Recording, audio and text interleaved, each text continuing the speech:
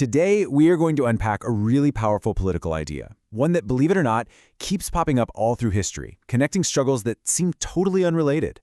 This whole explainer is inspired by the work of historian Kristen Ross, who's traced this idea all the way from 19th century Paris to the ecological battles happening right now. Okay, so let me start with a question for you.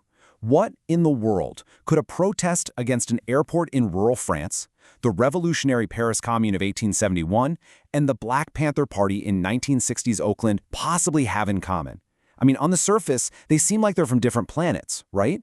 But they share this deep common thread. And that thread, it's a super practical and powerful political idea that Ross calls the Commune Form.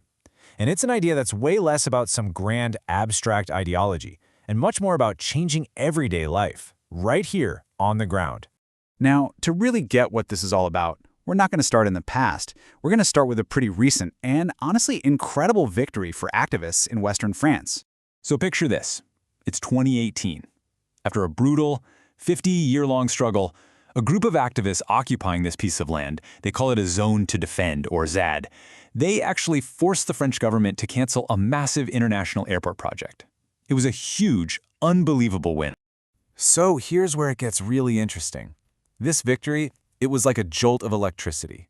It suddenly woke up the memory of past events, a farmer's struggle from the 1970s called the Larzac, which was kind of forgotten. Well, the ZAD's success made it feel totally immediate, totally relevant again. It changed how we see history. And that connection, right there, that link across time, that's the absolute essence of the Commune Form. So with that in mind, let's jump back in time to where this idea was first really identified. So back in 1871, Karl Marx was just fascinated by the Paris Commune.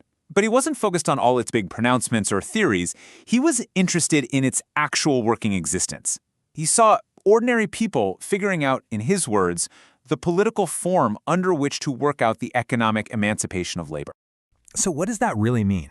The key here is that the Commune Form is all about being hands-on and practical. It's about people taking direct control of their own lives, their food, their housing, their day-to-day existence by working together outside of the state.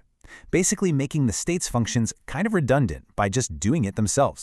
But this form, it doesn't stay static, it evolves. So let's jump forward almost 100 years to a moment when a major, fatal weakness of that first 1871 commune was finally overcome. During the massive general strike in France in May of '68, something totally unique happened in the city of Nantes. All the public services collapsed, but then striking workers and local farmers created this amazing alliance. The local farmers, the paysans, started bringing food directly to the striking workers and their families, completely bypassing the normal system. It created this city-country bond that the original Paris Commune could have only dreamed of. And this is a perfect illustration of something called dual power. It's when the state stops providing, so people just create their own parallel systems to meet their basic needs.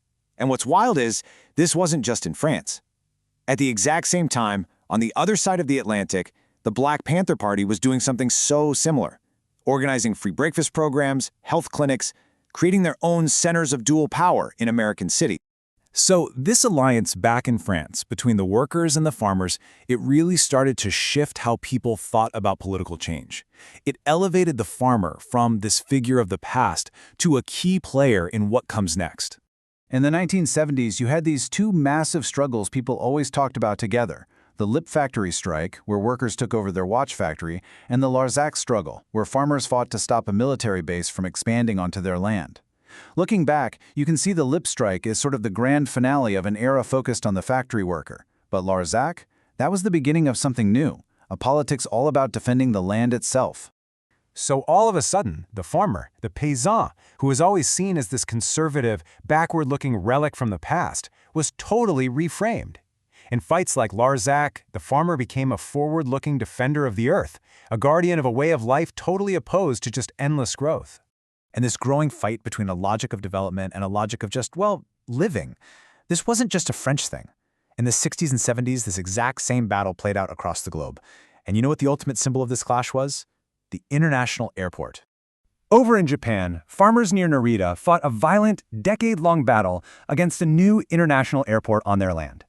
It was a struggle that inspired activists all over the world. Then you have Canada, where the Maribel Airport project led to the largest land seizure in the country's entire history. And what happened? It was a total disaster. A white elephant that pretty much nobody used and was eventually torn down. And that brings us back to France, to the fight at Notre-Dame-des-Landes, or NDDL, where we started. That fight lasted half a century before the farmers and activists finally won. When you lay these three projects out together, the pattern it's crystal clear. Each one was a giant megaproject driven by the logic of global commerce, what Ross calls the air world. And each one was met by fierce, passionate resistance from people defending a logic of subsistence, a way of life tied to the land, to community, to survival.